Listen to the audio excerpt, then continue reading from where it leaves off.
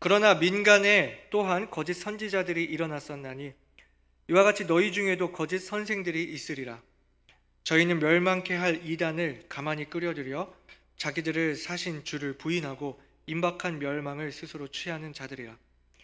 여럿이 저희 호색하는 것을 쫓으리니 이로 인하여 진리의 도가 회방을 받을 것이요 저희가 탐심을 인하여 지은 말을 가지고 너희로 일을 삼으니 저희 심판은 옛적부터 지체하지 아니하며 저희 멸망은 자지 아니하느니라. 하나님이 범죄한 천사들을 용서치 아니하시고 지옥에 던져 어두운 구덩이에 두어 심판 때까지 지키게 하셨으며 옛 세상을 용서치 아니하시고 오직 의를 전파하는 노아와 그 7 식구를 보존하시고 경건치 아니한 자들의 세상에 홍수를 내리셨으며 소돔과 고모라 성을 멸망하기로 정하여 죄가 되게 하사 후세에 경건치 아니할 자들에게 본을 삼으셨으며 무법한 자의 음란한 행실을 인하여 고통하는 의로운 롯을 건지셨으니 이 의인이 저희 중에 거하여 날마다 저 불법한 행실을 보고 들으므로 그 의로운 심령을 상하니라.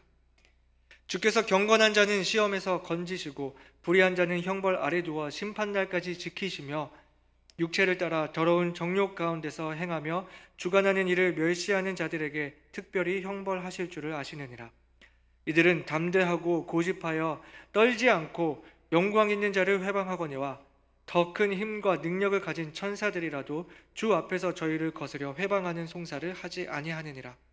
그러나 이 사람들은 본래 잡혀 죽기 위하여 난 이성 없는 짐승 같아서 그 알지 못한 것을 회방하고 저희 멸망 가운데서 멸망을 당하며 불의의 값으로 불의를 당하며 낮의 연락을 기쁘게 여기는 자들이니 점과 흠이라. 너희와 함께 연회할 때에 저희 간사한 가운데 연락하며 음심이 가득한 눈을 가지고 범죄하기를 쉬지 아니하고 굳세지 못한 영혼들을 유혹하며 탐욕에 연단된 마음을 가진 자들이니 저주의 자식이라. 저희가 바른 길을 떠나 미혹하여 부올의 아들 발람의 길을 쫓는도다.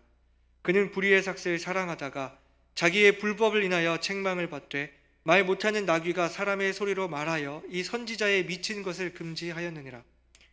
이 사람들은 물 없는 샘이요 광풍에 밀려가는 안개니 저희를 위하여 캄캄한 어두움이 예비되어 있나니 저희가 허탄한 자랑의 말을 토하여 미혹한 데 행하는 사람들에게서 겨우 피한 자들을 음란으로서 육체의 정욕 중에서 유혹하여 저희에게 자유를 준다 하여도 자기는 멸망의 종들이니 누구든지 진 자는 이긴 자의 종이 됨이니라.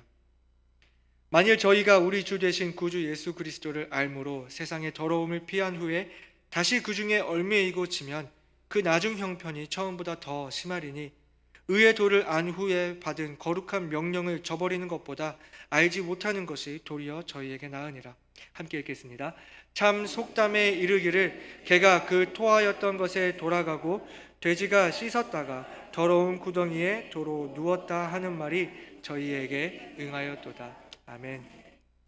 아버지 하나님, 오늘 주의 날에 또 주님 앞에 예배하기 위해 한자리에 모인 성도들을 기억하여 주시고 주님, 또 주님의 말씀이 증거될 이 시간에 주님, 오늘 우리에게 각자에게 주님께서 주시는 음성을 깨달아 알 수 있도록 성령께서 이 시간 함께하여 주시옵소서. 감사드리며 예수 그리스도 이름으로 기도드리옵나이다. 아멘. 자리에 앉으시겠습니다.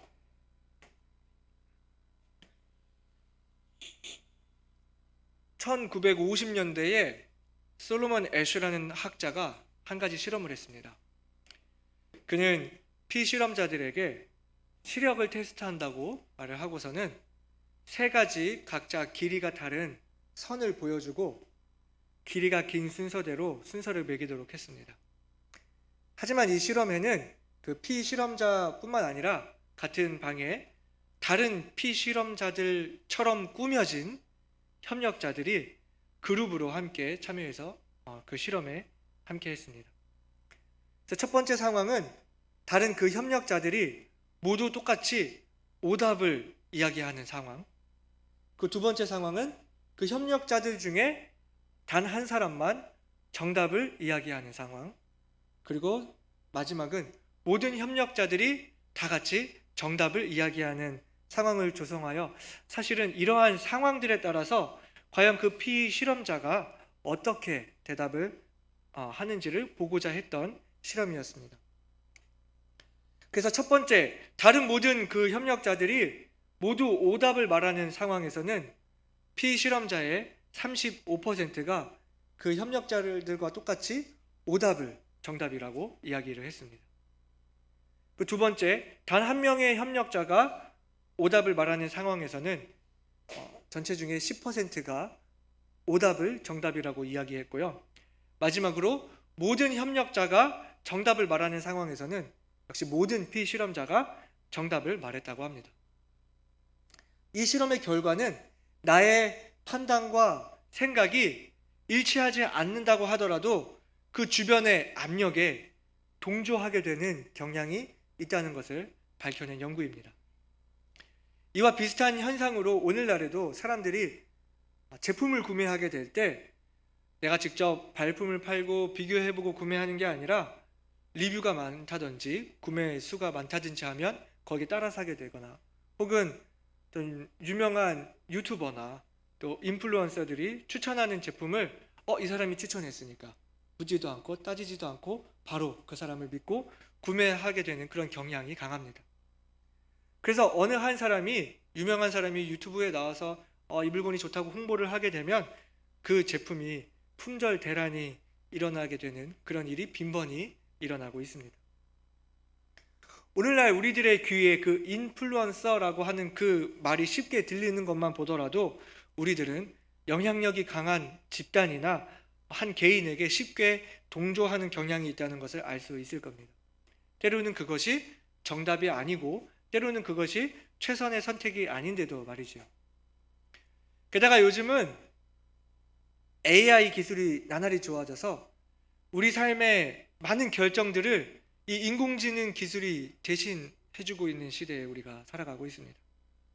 그래서 오늘날 현대인들에게 진짜 정보와 가짜 정보를 구별하는 능력들, 그리고 올바른 질문을 던질 수 있는 능력들, 그리고 나의 생각에 대해 그 근거를 만드는 논술과 설득의 능력 같은 것들이 요구시 되고 있는 상황입니다. 오늘날 사회가 요구하는 것이 이러할진데, 진리를 소유하고 진리를 따르고 있는 그리스도인들로서 우리는 더더욱 무엇이 진리인지, 그리고 그것이 왜 진리인지 찾아내고 설명할 수 있는 그리스도인들이 되어야 하지 않을까요? 우리는 바른 영적 성장이라는 주제를 가지고 이 베드로후서 말씀을 계속 살펴보고 있습니다. 지난 설교들을 잠시 요약을 한다고 하면, 이 바른 성장을 위해서 가장 필수적인 지식은 바로 예수 그리스도를 아는 지식이라고 첫 시간에 말씀을 드렸고, 그리고 예수 그리스도를 알기 위해서 단순히 머리로 뿐만 아니라 우리들이 예수님을 겪음으로, 경험함으로 예수님을 깊이 알아가야 한다고 말씀을 드렸었고요. 또 지난주에는 하나님의 말씀인 성경이 우리들의 기본적인 지식이다, 우리가 말씀을, 성경을 더더욱 알고 가까이 해야 한다고 말씀을 드렸습니다. 계속해서 지식이라는 단어에 대해서 이야기를 하고 있습니다. 베드로 사도가 이 베드로후서 서신에서 계속해서 이 지식을 강조하고 있다는 것을 볼 수 있기 때문인데요. 그것은 오늘 우리가 읽었던 이 베드로후서 2장의 말씀에 나오는 거짓 선지자들과 많은 연관이 있기 때문에 그렇습니다. 오늘 본문을 보시면 사도 베드로는 성도들을 이 거짓 선지자와 그들을 향한 하나님의 심판으로부터 보호하기 위해 2장 전체를 할애하여 매우 강력하게 경고하고 있는 것을 보게 되는데요. 오늘은 진짜와 가짜를 구분하는 지식이라는 제목으로 그 당시 교회를 위협하던 거짓 선지자들이 누구인지 알아보고, 오늘날 우리들의 삶에 있어서 우리가 경계해야 할 거짓 선지자는 누구이며 우리는 무엇을 경계해야 하는지 함께 말씀을 나누고자 합니다. 오늘 본문 1절을 보시게 되면, 민간에 또한 거짓 선지자들이 일어났었나니 이와 같이 너희 중에도 거짓 선생들이 있으리라, 이렇게 말씀을 했습니다. 오늘 본문에 의하면 그들은 이단을 교회 안으로 끌어들이는 자들이었고, 예수님을 부인하는 자들로서 하나님의 심판을 받아 마땅한 자들이라고 1절은 말씀하고 있습니다. 그들이 교회 안에 어떤 영향을 끼쳤는고 하니 2절을 보니까 여러 사람들이 저희들의 호색하는 것을 쫓게 되고, 이로 인해서 진리의 도가, 십자가의 도가, 성경이 말하는 바른 교리들이 회방을 받는다고 했습니다. 그러니까 이 말씀을 잘 살펴보면 베드로 당시에 교회의 위험이 되는 거짓 선지자들은 예수님이 하나님의 아들이심을 부인하는 자들이었고, 또 그들의 실제 삶은 음란과 탐욕을 쫓는 삶, 또한 그들을 추종하는 사람들을 같은 길로 이끄는 사람들이었다는 것을 알 수 있습니다. 추려보면 이 거짓 선지자들은 아마도 영지주의자들일 것이라 여겨지는데요, 그들은 복음에 대해서 아는 것, 깨닫는 것만 강조하는 사람들이었습니다. 예수 그리스도의 복음을 알게 됨으로, 내가 머리로 깨닫게 됨으로 구원을 받고, 그 구원이 잃어버릴 수 없는 것이기 때문에 말씀 따라서 살려고 하는 노력, 세상과 구별되려는 노력, 죄를 멀리 하려는 노력은 중요시되지 않게 되고 그것을 가르치지 않게 되는 겁니다. 그래서 그들은 자유를 주장하게 되고, 사실 그들이 말하는 그 자유는 책임이 누락된 방종이었던 것입니다. 그런데 우리가 이 말씀을 한 번 더 다시 생각해 볼 단어가 하나 있는데요, 바로 2절을 시작하게 될 때 여럿이 저희 호색하는 것을 쫓는다는 말, 여러 사람들이 이들을 쫓았다는 것입니다. 여기서 말하는 이 여럿이라는 단어가 그 수가 강조된다고 한다면요, 우리가 이 말에 좀 더 주의를 유해서 본다고 한다면요, 수많은 사람들이 이 거짓 선지자들을 추종했으리라는 것이죠. 저는 지금까지 20년이 넘는 신앙 생활을 해오면서 감사한 일이지만, 교회 안에 어떤 이단이 들어와서 교회를 송두리째 흔들어 놓는 모습을 잘 보지 못했습니다. 제가 실제로 밖에서 사이비 종교를 믿는 사람들과 길바닥에서 막 2시간이 넘는 시간 동안 토론을 해보기도 하고요, 또 노방 전도를 하다가 신천지의 그 높은 어떤 단계까지 올랐다가 빠져나온 사람과도 많은 대화를 나눠보기도 했지만, 실제로 내가 섬기고 있는 교회 안에 어떤 이단자가 들어와서 사람들을 미혹시키고 제가 섬기는 교회를 위험에 처하게 만드는 것을 본 기억이 없었던 것 같아요. 감사한 일이죠. 아마도 그것은 감사하게도 제가 섬기고 있는 교회들이 바른 복음과 바른 교리로 잘 훈련된 교회였기 때문에 그렇지 않았을까 생각을 해보는데요, 그렇기 때문에 저는 제 삶을 돌아볼 때 자연스럽게 이단이라고 했을 때 교회 안에 슬그머니 들어와서 어떤 연약한 성도들, 좀 어린 성도들을 미혹시키는 악한 세력, 그러나 그렇게 강한 영향력은 가지고 있지 못하는, 꼭 결국엔 실패로 연결되는 그런 세력이라고 쉽게 생각하곤 했습니다. 하지만 뉴스들을 보니까, 주변의 사람들의 이야기를 들어보니까 바깥에서는 어떤 교회들은 절반이 넘는 성도들이 교회를 빠져나간다든지, 혹은 대부분의 성도 80%, 90%가 넘는 성도들이 다 그 이단에 넘어가게 돼서 담임 목사님을 쫓아내고 또 교회의 간판을 바꾸기도 하는 일들이 일어나더라는 것입니다. 그래서 저는 오늘 본문을 보면서 이 2절에서 말하는 여러 사람이 단순히 그 몇 사람이 아니라 교회의 많은 사람들을 미혹시키고 있는 것이었다면, 정말 교회 안에 너무나 큰 위협이 될 정도여서 베드로 사도가 이렇게 심각하게 경고하고 있는 것이었다면, 신약 성경에 너무나 많은 그 서신서들에서 거짓 선생과 거짓 선지자들에 대해 경고하고 있고, 심지어 예수님도 그 제자들을 가르칠 당시에 거짓 선지자들을 주의하라고 경고하셨다면, 이 성경에서 말하고 있는 이 거짓 선지자들의 영향력은 우리가 단순히 생각하는 그 미미한 세력, 조금 우리를 유혹시키고 미혹시키는 세력이 아니라 정말 거대한 세력, 압도적인 힘과 압도적인 영향력을 가지고 교회를 뿌리째 뒤흔드는 세력이지 않았을까 다시 생각을 해보게 되었습니다. 그래서 실제 이 성경이 쓰여질 당시의 시대를 생각해 보니까요, 로마가 전 세계를 지배하고 있는 시대였는데, 이때는 역사적으로 이제 헬레니즘 시대라고 이야기를 해서 철학이 꽃을 피우고 폭발하는 시대였습니다. 여러분이 학창 시절에 스토아 학파, 에피쿠로스 학파 이런 이야기들 많이 들어보셨을 거예요. 당시에는 철학을 가르치는 선생들이 가장 인기가 있고 가장 최고로 여겨지는 직종 중에 하나였고요. 가장 존경을 받는 사람들이었습니다. 그래서 많은 사람들이 그들의 가르침을 따랐던 것을 보게 됩니다. 인터넷도 발달하지 않았던 그 시대에 어떤 한 선생의 가르침이 사람과 사람에게 전해지고 그 말이 책으로 쓰여지고 그 사람을 따르는 열성 팬들이 생겨나고 심지어 어떤 학파라고 하는 것들이 생겨나서 그 가르침을 추종하는 사람들이 온 세상에 가득했다는 것입니다. 여러분 한번 생각을 해보세요. 그 영향력이 얼마나 막강했을까요?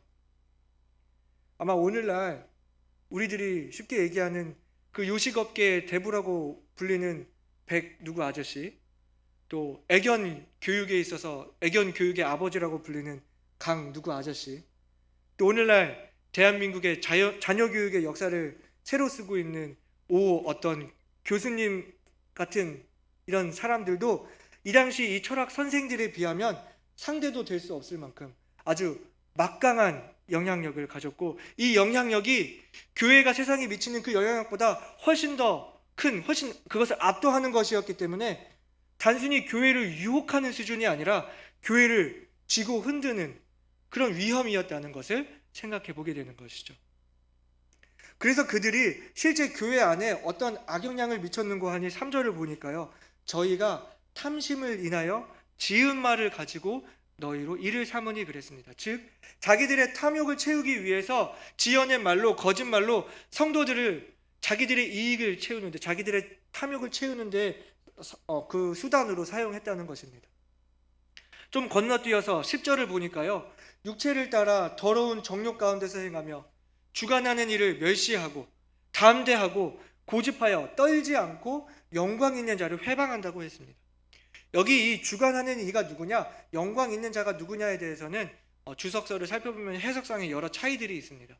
이것이 뭐 하나님을 의미한다, 하늘에 있는 천사를 의미한다, 마귀를 의미한다 하는 여러 차이들이 있지만 우리들이 알아야 할 사실은 이 문맥을 살펴볼 때 그것이 중요한 것이 아니라, 이것이 누구냐가 중요한 것이 아니라 지금 이 거짓 선지자들은 성적인 탐욕과 물질적인 그 탐욕에 빠져 살면서도 그것을 자신들의 이론으로 모든 것을 합리화하기 때문에 아주 거침없이 죄를 짓고 두려울 것이 없이 모든 그 영적인 권위들, 하늘의 권위들마저 무시하고 조롱하고 있다는 것입니다. 13절에 불의의 값으로 불의를 당하며 낮의 연락을 기쁘게 여기는 자들이니 점과 흠이라. 너희와 함께 연회할 때에 저희 간사한 가운데 연락하며 음심이 가득한 눈을 가지고 범죄하기를 쉬지 아니하고 굳세지 못한 영혼들을 유혹하며 탐욕에 연관된 마음을 가진 자들이니 저주의 자식이라. 아주 강하게 그들은 저주의 자식이라고 그들을 비방하고 정죄하고 있는 것을 보게 됩니다. 여기 뭐라고 되어 있습니까? 탐욕에 연단이 되어 있다고요. 아주 기술적으로 죄를 짓고 있다는 말입니다. 어떻게 하면 내가 저 성도를 꼬셔서 함께 성적인 죄를 짓게 할 수 있는지 잘 알고 있고, 어떻게 하면 저 성도를 꼬드겨서 그 성도가 가지고 있는 물질을 내가 갈취할 수 있는지 잘 알고 있다는 것입니다. 죄를 짓는 데 있어서 두려움과 거침이 없고 양심의 가책이 없는 상태라는 것입니다. 이들의 죄는 불의의 삭슬 사랑한 발람에 비유되고 있는데요, 여러분 큐티 하고 계시죠? 우리 교회에서 발행하는 이 풍성한 삶 큐티를 보면 지금 민수기를 지금 나가고 있는데요, 여러분이 꾸준히 큐티를 하셨다면 방금 등장한 발람에 대해서 잘 아실 것입니다. 잠시 이야기를 하자면 부올의 아들 발람은 이스라엘의 선지자였으나 모압 왕 발락이 자기 백성 이스라엘을 저주할 것을 부탁하며 그에게 부와 명예를 주겠다 약속하자 하나님이 원하시는 것이 아닌 것을 알면서도 이스라엘을 저주하려고 시도했던 선지자였습니다. 큐티를 하신 분은 아시겠지만 결국은 그가 발락 왕 앞에서 하나님이 주셨던 말씀 그대로를 전하게 되면서 이스라엘을 끝내는 저주하지 못하고 돌아가는 것을 보게 됩니다. 그런데 왜 발람이 성경에서 영원토록 그 불의의 삭슬 사랑한 선지자였다고 그렇게 말을 하고 그런 사람으로 대표되고 있는 것일까요? 민수기 25장을 보시게 되면 이스라엘 백성들이 모압 여인들과 음행하기를 시작하면서 그 여인들이 섬겼던 우상을 따라 섬기게 되어서 이스라엘이 바알 부올에게 속했다고 기록되어 있습니다. 하나님은 이에 진노하셔서 연병을 민중에 일으키셨고 이것으로 죽은 자가 2만 4천 명이나 되는 대재앙과도 같은 일이 일어났습니다. 흘러서 민수기 31장까지 가게 되면 하나님이 그 이스라엘에게 재앙을 일으킨 그 미디안의 원수를 갚으라고 하실 때에 이스라엘의 군사들이 미디안의 5 왕을 죽였고 그 중에 부올의 아들 발람이 있었다고 기록이 되어 있습니다. 이것을 유추해 보게 될 때 민수기 25장에서 이스라엘 백성들이 모압 여인들과 음행을 하게 된 것은 이스라엘을 저주하지 못하고 자기 곳으로 돌아간 발람이 꾀를 내어서 이스라엘을 저주하지 못하니까 이스라엘 백성들이 스스로 음행을 저지르도록, 그래서 하나님의 벌을 자초하도록 함으로써 발락의 요구를 들어주고 자신의 일을 탐했다고 유추하게 될 수 있는 것입니다. 즉 발락 왕 앞에서 내가 하나님이 어떻게 말씀하시는지 보겠다고 말을 해놓고 이스라엘을 축복하고, 그럼에도 불구하고 다시 한 번 더 혹시나 하나님이 마음을 바꿔서 이스라엘을 저주하시지 않을까, 내가 다시 하나님이 어떻게 말씀하시는지 보겠다고 한 번 더 시도를 하게 되죠. 그 계속되는 시도에도 하나님을 바꾸지 못하니까 하나님이 아닌 하나님의 백성을 바꿔버려서 그 이스라엘에 큰 화를 일으키게 된 것입니다. 이와 같이 오늘 본문에서 말하는 것은 거짓 선지자들은 자기들의 그 막강한 영향력을 가지고 성도들을 미혹하고 성도들을 변질시키고 성도들을 타락하게 만들어서 자기들이 받게 될 심판에 그 성도들을 끌어들이는 것입니다. 그래서 하나님은 이들을 반드시 심판하실 것을 말씀하시면서 이들은 기필코 멸망할 것이다. 하늘의 천사들도 하나님을 배반했을 때 그 하나님의 심판을 피하지 못했던 것처럼 이 멸망을 피할 수 없을 것이다. 이 노아의 때의 세상 사람들과 같이, 롯의 때의 그 소돔과 고모라 같이 물과 불로 세상을 심판하시는 하나님이 그들을 쓸어버리실 것이다. 저희를 위하여 캄캄한 어둠이 준비되어 있다고 2장 전체를 통해서 말씀하시면서 거짓 선지자들을 폭로하시고 교회에게 이들을 경계할 것을, 이들에게 미혹되지 말 것을, 진짜와 가짜를 구분할 것을 엄중히 경고하고 있는 것입니다. 우리가 오늘 이 본문을 보면서 한 가지 경각심을 가져야 하는 사실은 교회는 얼마든지 거짓 가르침에 노출될 수 있다는 것입니다. 아마 이 중에 어떤 분은 이렇게 말씀하실지 모릅니다. 오늘날 이단이 우리 교회 안에는 없지 않습니까? 현존하는 이단들은 다 드러나 있지 않습니까? 언론과 미디어의 발달로 인해 이제는 이단이 숨어 있을 수 없게 되지 않았습니까? 우리가 이 조금만 검색을 해보면 누가 이단인지를 알고 있고 그 이단들이 어떻게 가르치는지를 다 알고 있기 때문에, 그렇기 때문에 우리가 이젠 이단에 빠질 일이 없지 않습니까? 이렇게 이야기하는 분이 계실지 모르겠어요. 사랑하는 성도 여러분, 우리가 조심해야 할 거짓 선지자는 그깟 신천지, 구원파, 하나님의 교회, 통일교와 같은 사이비 집단뿐만이 아닙니다. 베드로 사도가 이야기했던 그 당시의 시대를 여러분 한번 생각해 보세요. 그 당시 거짓 선지자들이 주장하는 그들의 메시지, 그들의 영향력을 한번 생각해 보세요. 세상 모든 사람들이 그것이 옳다고 말하고 그것을 추구하고 그것이 진리라고 이야기하고 그리스도인들로 하여금 거기에 동조하게끔 하는 그 압도적인 영향력을 말입니다. 오늘날 우리들의 삶에 있어서 그 압도적인 영향력으로 거짓을 진리로 꾸미고 우리들로 하여금 이것이 옳지 못한 것임을 내가 분명 알면서도 그것이 그릇되다고 주장하지 못하게 하고 우리들을 오히려 동조하게 하는, 그래서 우리들을 탐욕과 부도덕한 생활로 이끄는 것은 무엇입니까? 심리학의 이름으로, 인본주의의 이름으로, 인권과 다양성을 존중하라는 이름으로 하나님이 멸시하시는 동성애가 미화되고 있고, 아무렇지 않게 오늘날 불륜과 간음을 일삼고 순결을 버리는 청소년들의 나이는 점점 줄어들고 있습니다. 물질 만능주의와 성과주의로 인해 나의 이익을 얻기 위해서라면 다른 사람을 이용하는 것을 아무렇지 않게 생각하고, 내가 이득을 얻기 위해서라면 부도덕한 것이라도 내 스스로를 얼마든지 합리화시키는, 아니 오히려 이익을 더 얻는 것이 도덕적인 것으로까지 불리는 그런 세상에 우리가 살고 있습니다. 이런 것들이 이제는 당연한 것이어서 죄악을 짓는 데 있어서, 죄를 짓는 데 있어서 죄책감은 없어지고 도리어 정직하고 순결한 것이 마치 도태되고 피해보는 것인 양 여겨지는 세상에 우리가 살고 있습니다. 이러한 세상의 목소리가 필터 없이, 과속 방지턱 없이 우리에게 직진하고 있습니다. 방파제 없이 쓰나미를 맞는 것과 같이 우리들에게 쏟아붓고 있는 것입니다. 어디를 통해서요? 문화를 통해서요. 우리가 보고 듣고 즐기는 모든 분야에서 이런 메시지들이 필터 없이 우리에게 쏟아지고 있습니다. 오늘날 사람들은 이것을 다 쳐다보고 있습니다.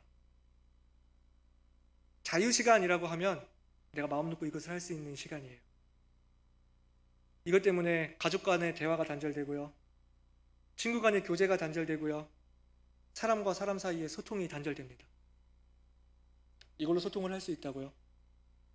이걸로 인해서 우리는 이단들을 검색하고 찾아낼 수 있다고요? 여러분, 오늘날 거짓 선지자들은 교회로 찾아 들어오고 있지 않습니다. 그럴 필요가 없기 때문이에요.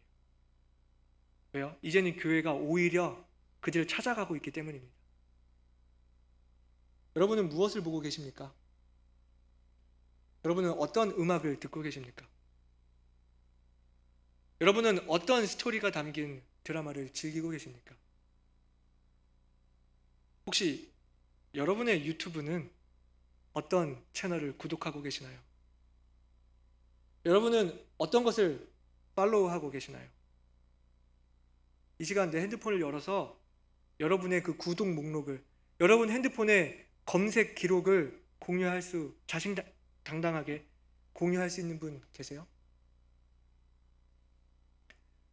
압도적인 영향력으로 우리들에게 영향을 끼치고 있는 목소리들을 과연 여러분 거절할 수 있으시겠어요? 우리는 어떻게 해야 할까요? 다행스럽게도 오늘 본문은 말하기를 9절에 주께서 경건한 자는 시험에서 건지신다 말씀하셨습니다. 하나님이 이 세상에 사람 지으신 것을 한탄하셔서 모두 지면에서 쓸어버리기로 작정하셨을 때 노아는 여호와께 은혜를 입었다고 했습니다. 그는 당대의 의인이었다고요. 오늘 본문에는 그가 의를 전파했다고 말하고 있습니다. 여러분, 노아가 전도한 사람이 누가 있나요? 그는 전도에 성공한 사람인가요? 자기 가족을 제외하고 단 한 사람도 방주에 들이는 사람이 없었습니다. 하지만 성경은 말하기를 그가 의를 전파한 사람, 경건치 못한 세상에서 경건한 사람이었다고 말하고 있습니다. 우리들은 롯에 대해서 생각하기를 소돔에서 그 사람들의 죄악과 가치관에 젖어서 받아들일 수 없는 그 처세를 하며 세상에 욕심 많은 사람으로 우리는 생각하기 쉽지만 오늘 본문은 말하기를 그 8절에 이 의인이 저희 중에 거하며 날마다 저 불법한 행실을 보고 들음으로 그 의로운 심령을 상했다고 말하고 있습니다. 내가 한 사람도 방주로 이끌지 못했지만, 내가 비록 그 죄악된 사회 속에서 의로운 심령이 상한 채 있었지만 하나님은 우리를 의롭게 평가해 주실 수 있다는 거예요. 노아와 롯, 이 두 사람의 예가 우리에게 말해주는 것은 모두가 예스라고 대답하는 속에서 홀로 노라고 외치는 것이 얼마나 어려운 일인지, 세상 모두가 더러운, 아니 그 더러운 것이 더러운 것으로 여겨지지 않는 세상에서 혼자 깨끗하고 순결하게 사는 것이 얼마나 어려운 일인지, 우리가 이 세상 속에서 신실하게 사는 것이 얼마나 어려울지를 생각하게 해줍니다. 그럼에도 불구하고 우리는 그렇게 해야 하는 거예요. 지난 금요일, 토요일 파자마 파티에서 주일학교 친구들은 다니엘서 1장을 함께 읽으면서 다니엘은 뜻을 정하여 왕의 진미와 그의 마시는 포도주로 자기를 더럽히지 않기로 했다는 사실에 대해서 함께 생각을 했습니다. 세상이 주는 그 압력 속에서, 세상이 주는 그 귀한 진미들, 맛있다고 유혹하는 그것들에서 우리는 뜻을 정해야 하는 것입니다. 진짜와 가짜를 구분하는 지식, 그것은 내가 보고 듣고 읽고 받아들이고 즐기고 있는 것들이 나로 하여금 어느 곳을 향하도록 하고 있는지를 봐야 하는 것입니다. 그리고 무엇이 진짜인지를 알았다면 우리는 그것이 시대를 거스르는 일이고 또 외로운 길이고 아무도 동의해주고 있지 않는 일이라고 할지라도 담대히 따를 수 있어야 하는 것입니다. 우리 교회 안에는 거짓 선지자가 없다고, 가짜가 안 들어와 있다고 생각하지 마시기 바랍니다. 우리가 가짜 안에 있을 수 있습니다. 오늘 여러분의 믿음은 진짜입니까? 가짜입니까? 과연 여러분은 하나님의 말씀과 세상의 목소리 중 어느 것을 더 따르고 계시나요? 내가 듣고 내가 보고 내가 구독하고 있는 것이 정말 여러분에게 유익을 주고 있습니까? 그것은 여러분을 하나님을 더 가까이 하게 하고 하나님을 더욱 알도록 하고 있습니까? 아니면 여러분을 탐욕과 부도덕을 향해 가도록 하고 있습니까? 오늘날 우리들이 접하는 그 수많은 메시지들 속에서 진짜와 가짜를 구별하는 저와 여러분이 되시기를 바랍니다. 내가 무엇을 팔로우할지, 무엇을 언팔할지 뜻을 정하시길 바랍니다. 함께 기도하겠습니다.